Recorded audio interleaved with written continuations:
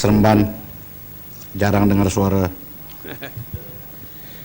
Terima kasih Tan Sri Speaker untuk bagi peluang saya untuk ambil bahagian dalam rang undang-undang Institut Penyelidikan Keselamatan Jalan Raya Malaysia 2012. Yang pertama, Tan Sri, saya menarik perhatian Tan Sri kepada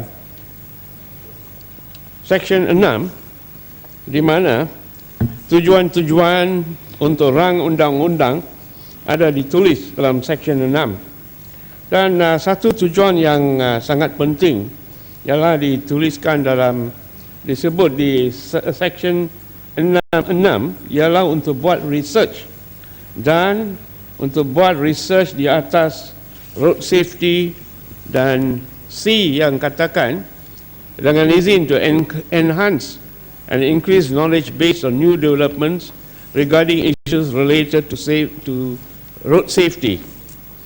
Lagi satu tujuan dalam Section 6M dengan izin ialah to cooperate with any person, association, organisation, both local and foreign, with the views to furthering the effective performance of the Institute. Tan Sri, saya sudah bacakan seksyen-seksyen ini dan saya suka bagi tahu kepada Tan Sri ialah ada 4 atau 5 seksyen di mana saya menarik perhatian Tan Sri Speaker dan saya tidak setuju apa dikatakan 3-4 seksyen.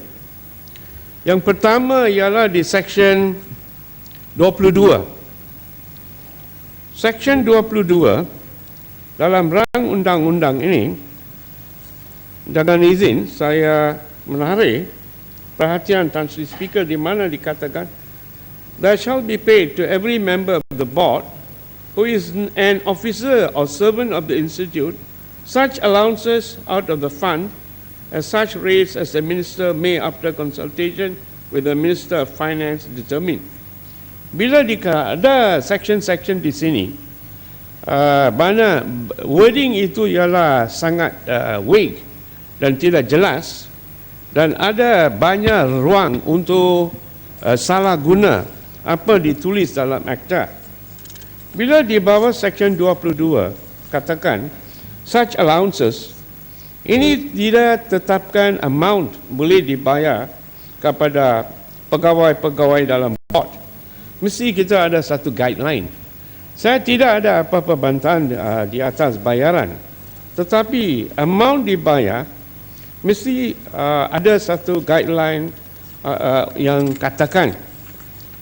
Lagi satu section yang saya tidak sokong ialah section 25 yang dikatakan di bawah perangan 25(1). The minister may, dengan izin Tan Sri, the minister may, upon the recommendation of the board, appoint any person with appropriate skills or expertise. Perkataan skills or expertise ialah sangat vague dan berikan banyak ruang. Sini dalam ini perkataan tidak ada check and balance dan ada clause-clause dalam akta ini boleh berikan kepada ruang diberikan kepada board untuk salah guna apa dikatakan dalam seksyen 25, bukan saja seksyen 25 tetapi di seksyen-seksyen lain dalam rang undang-undang ini. Bila kita baca seksyen 30 atau seksyen 37, kita mesti mengingat apa dikatakan di bawah Seksyen 6, iaitu apa tujuan untuk buat rang undang-undang ini ditulis dengan jelas di bawah Seksyen 6. Tetapi bila saya baca Seksyen 30 yang dikatakan dalam muka surat 19, the institute make grant loans and make advances to its officers and servants for such purposes or on such terms as the institute may determine. Section ini mengikut pandangan saya ialah sangat bahaya sebab sini pun tidak ada apa-apa guideline. Baru-baru ini kita ada dengar satu isu yang besar dalam negara kita, di mana satu pinjaman 250 juta ringgit berikan kepada suami untuk menteri dan jadi satu isu besar. Oleh sebab itu, jikalau kita ada Section 30 macam ini, di mana tidak ada apa-apa guideline, where the sentence is very big, ini pun bersatu section di mana boleh jadi salah guna oleh board bila diberikan loan. Bandingkan Section 6 dan Section 38. Tujuan untuk Akta ini ialah untuk buat research dan untuk improve road safety di jalan raya kita. Tetapi tengok apa dikatakan Section 38. Di bawah Section 38, ruang diberikan kepada institut ini untuk buat investment. Kalau katakan EPF, saya boleh sokong. Kalau katakan SOKSO, saya boleh sokong untuk buat investment. Kenapa kita ada Section 38 di mana peluang diberikan untuk institut yang berkenan untuk berikan investment? Saya ingat ini pun satu section tidak ada sesuai untuk dibawa rang undang-undang ini. Saya harap menteri yang berkenan boleh semak balik undang-undang section-section yang saya katakan tadi dan boleh buat pindahan-pindahan yang sesuai. Saya dapat tahu angka-angka di atas jalan raya kita, iaitu pada tahun 2011, angka-angka orang yang meninggal dunia melalui jalan raya ialah 3,693, but I am not very sure on the accuracy of the figure. Dan kita ada lebih kurang jenis tiga jalan raya dalam negara kita. Ialah yang pertama Jalan Persekutuan, yang kedua ialah highway, yang ketiga ialah Jalan JKR. Dan ada satu dua poin. Banyak kemalangan jadi dalam negara kita ialah sebab quality of the roads, bukan sebab jikalau kita bandingkan dengan international standards. It is not up to international standards, iaitu jalan raya kita. Kadang-kadang bila kita bawa kereta di jalan raya, kita boleh notice satu contoh ialah road works di hadapan untuk membaiki jalan raya. Tetapi notis diberikan kepada motoris ialah bila kita sampai satu tempat, dia bagi satu board. Saya dapat aduan daripada orang dalam saya punya kawasan yang dikatakan board ini mesti bagi tahu kepada pemandu-pemandu kereta atau lori lebih daripada 2 kilometer di mana ada roadworks. Dan lain daripada itu, roadworks yang dibuat dalam negara kita, saya tengok banyak negara-negara yang lain, roadworks dibuat di sebelah malam.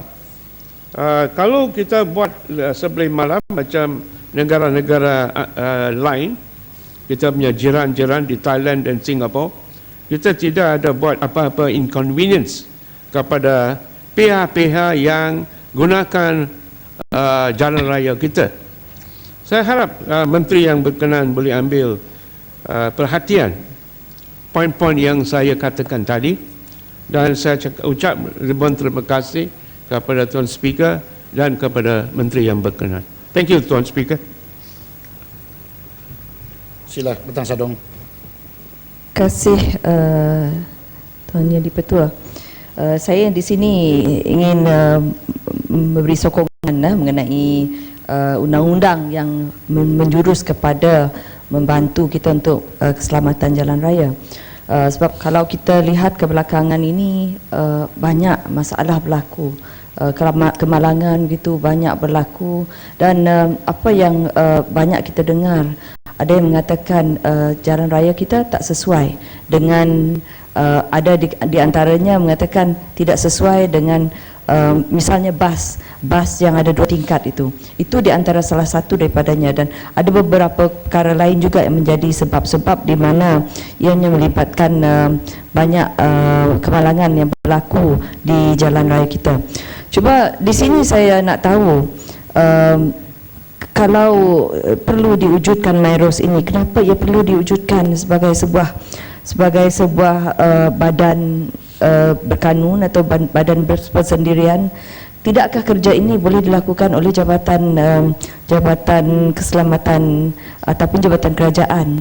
Sebab kalau kita lihat dari segi keanggotaannya dalam section 11, kalau saya tak silap, di section 11 ini kita nampak keanggotaan lembaganya, mereka ini terdiri dari jabatan-jabatan kerajaan kebijakannya. Jadi kenapa perlu ianya dijadikan satu badan berkanun dan tidak sebuah badan jabatan kerajaan? Kerana kita perlu sedar, Tuan Dipertua, kalau kita menubuhkan satu badan berkanun lagi, tadi rakan kita dari Seremban juga menunjukkan kenapa perlu dibayar ini, dibayar itu. Ia melibatkan kos kerajaan lagi. Jadi perlukah ini diwujudkan? Selain dari itu juga saya lihat juga dari section 6 tadi, fungsi lembaga ini.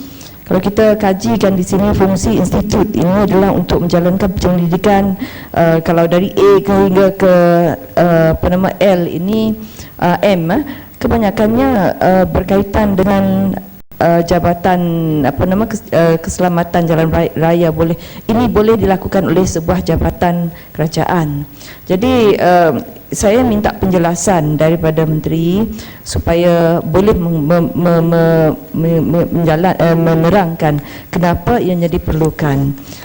Begitu juga kalau kita lihat di sini, ya, kuasa institut dalam section 7.1 di sini, 7.1 yang mengatakan institut hendaklah mempunyai kuasa untuk melakukan semua perkara yang perlu atau sesuai manfaat bagi atau berkaitan dengan pelaksanaan fungsinya. Kalau kita lihat 2B, tanpa menjejaskan keluasan subsection 1, kuasa institut hendaklah termasuk kuasa B untuk memperoleh hak yang berkaitan dengan apa-apa pendapatan penyelidikan mengenai keselamatan jalan raya yang dimiliki oleh mana-mana orang atau organisasi, dan D untuk melantik mana-mana orang atau badan untuk menjalankan aktiviti penyelidikan dan pembangunan berhubung dengan keselamatan jalan raya bagi pihak institut. Tidakkah ini sekiranya jabatan kerajaan yang menjalankan tugas ini boleh melakukan fungsi yang sama? Jadi ini di antara perkara-perkara yang kita boleh lihat sebagai bertindih, ya. Kalau ianya dilakukan oleh MyROS, saya rasa tidak ada juga salahnya kalau ianya dilakukan oleh sebuah jabatan. Jadi saya nak tahu juga, mungkin oleh kerana MyROS